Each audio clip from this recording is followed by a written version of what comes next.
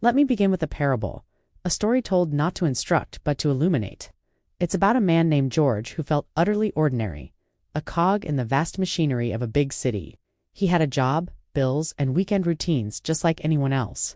But George harbored a deep discontent, a nagging feeling that he was missing something crucial, a life of deeper meaning and purpose. One day he stumbled upon a peculiar advertisement, almost otherworldly in its allure. It promised to unlock the secrets of the universe, offering a glimpse beyond the veil of everyday existence. Intrigued, he followed the cryptic instructions, embarking on a series of unusual tasks. He deciphered hidden messages in public places, solved riddles that seemed to materialize out of thin air, and finally arrived at an enigmatic structure on the city's outskirts. Here, individuals like George, each searching for their own answers, were gathered. They were welcomed by a charismatic leader who introduced himself as the Oracle, claiming to hold the key to unlocking their deepest desires and anxieties.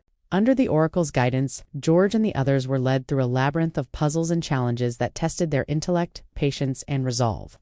As they progressed, the group became closer, united by their shared experiences and the belief that they were on the cusp of a profound revelation. However, after weeks of intense trials, when the group finally reached the innermost chamber, expecting a life-changing epiphany, they found nothing but an empty throne. The Oracle was gone. Their hopes and dreams lay shattered, revealing the hollowness of their journey. George, disillusioned and disheartened, returned to his ordinary life, carrying the weight of his dashed expectations. He grappled with questions about the nature of belief, the allure of the unknown, and the dangers of misplaced trust. The experience left an indelible scar, shaping his outlook on life, faith, and the relentless human pursuit of meaning in an indifferent universe. Now, let's dissect this tale. George represents millions of us in the modern era. Dissatisfied with the mundane, we yearn for something extraordinary. The advertisement, with its promise of cosmic revelations, symbolizes the siren call of technology. The internet, social media, and especially AI offer a tantalizing glimpse into an elevated state of being. An escape from the ordinariness of daily life, the challenges and puzzles that George encounters represent the hurdles we willingly jump. We navigate online labyrinths, complete CAPTCHAs, endure targeted advertising, and submit our data to invisible algorithms, all in the hope of reaching a higher plane. The charismatic Oracle embodies the seductive allure of artificial intelligence. Its pronouncements, recommendations, and predictions hold sway over us. It promises to demystify the complexities of life, offering solutions and insights tailored to our every need.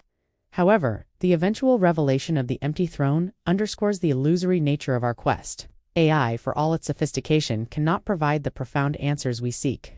The grand finale of George's journey is devoid of meaning, mirroring the hollowness at the heart of our technological worship. So, what does this parable signify? At its core, it encapsulates the central theme of our age, the worship of illusion. In the present era, technology, and especially artificial intelligence, has ascended to become more than just a tool. For many, it has evolved into an appendage, an idol, and for some, even a god. Instead of viewing AI as a mirror reflecting our tendencies, biases, and limitations, or as a catalyst for progress and growth, we tend to revere it as a divine oracle. This elevation of AI is not a sign of advancement, but of avoidance. It reflects our enduring human proclivity to look outward for salvation rather than inward for understanding. The internal void is never addressed, only concealed, and no amount of technological adoration can fill the emptiness that can only be healed by confronting our own darkness. Let's examine this phenomenon through the lens of history. Plato, in his timeless work, The Republic, painted a compelling image of humanity as prisoners shackled in a cave.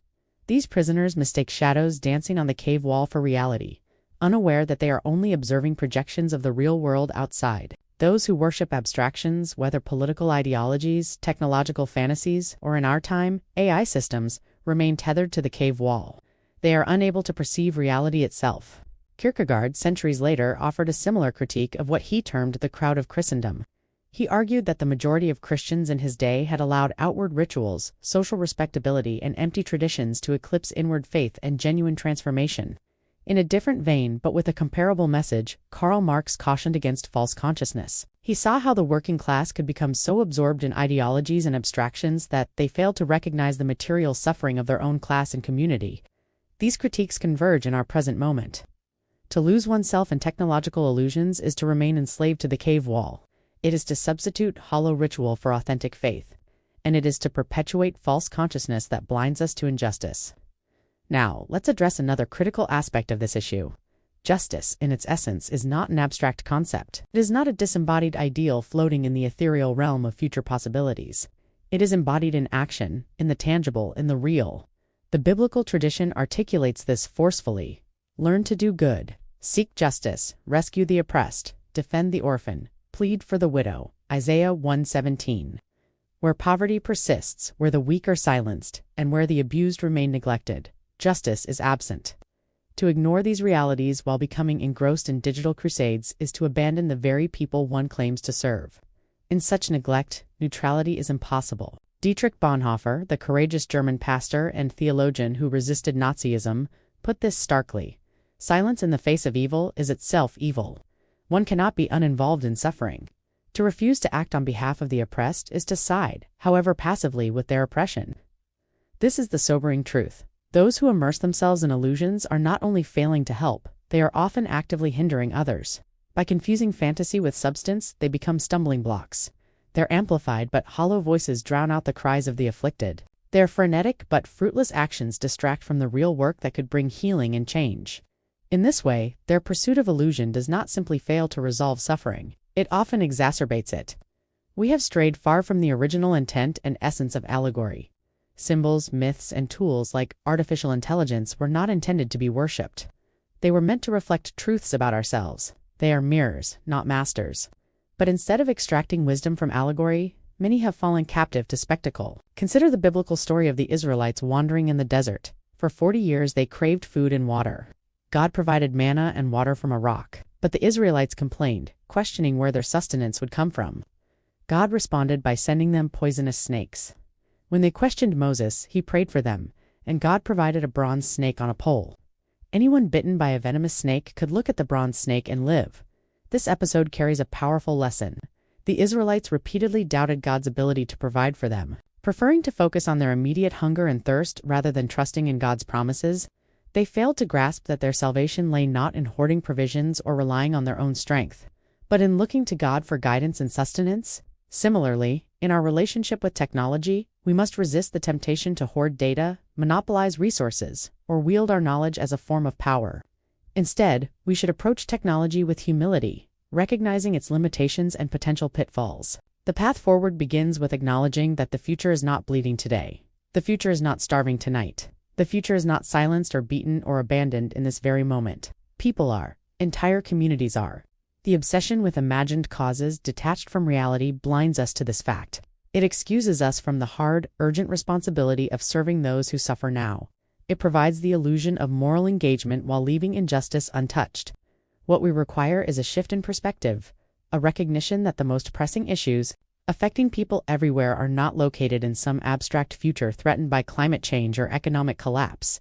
But in the present moment, poverty, abuse, disenfranchisement, and injustice are not future problems. They are here and now. If we truly desire to make a difference, if we yearn to be part of a better future, we must start by addressing these realities in the present.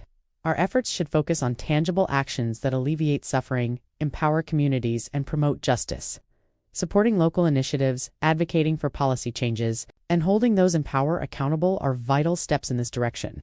The antidote to the worship of illusion lies in embracing the allegory, in looking inward, in confronting the uncomfortable truths about ourselves, our collective behavior, and our individual roles in perpetuating injustice. It means acknowledging our biases, dismantling our prejudices, and committing to personal growth and transformation. Only then can we begin to contribute to real positive change. We stand at a pivotal moment in history.